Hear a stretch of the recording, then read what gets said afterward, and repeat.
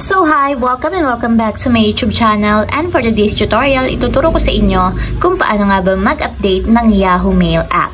But first, can you subscribe to my channel and don't forget to hit the subscribe button and the bell to notify you from my new updates. And if you want to learn more, just keep on watching and let's start. So ayan guys, for today's video, para sa mga Android users, i-open lang natin ang ating Google Play Store. So dito tayo pwedeng mag-update ng ating Yahoo Mail app. So pagka-open mula dito sa pinakang homepage, itap lang natin or pumunta lang tayo sa search bar. Then type natin sa search bar yung Yahoo Mail. So ganito yung itsura ng Yahoo Mail app, i-open lang natin. So, kung hindi pa updated guys, yung inyong Yahoo Mail app, nakalagay dyan is update. Pero kung updated na yung inyong ginagamit na Yahoo Mail app, open na lang yung nakalagay. So, since nga hindi pa siya updated, ganito yung nakalagay. So, itatap ko yung update para ma-update siya and ma-install sa aking mobile phone. And wait lang natin guys hanggang sa matapos ma-download.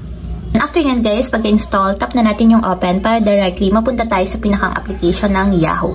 So ayan guys, kung mapapansin nyo, may mga bago ng features na nadagdag sa ating Yahoo Mail app since nga updated na ang ating Yahoo Mail app.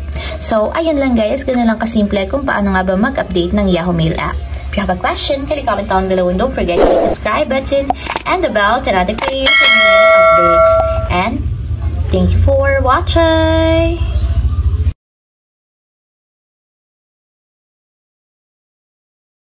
Living life, every day, late at night, not okay.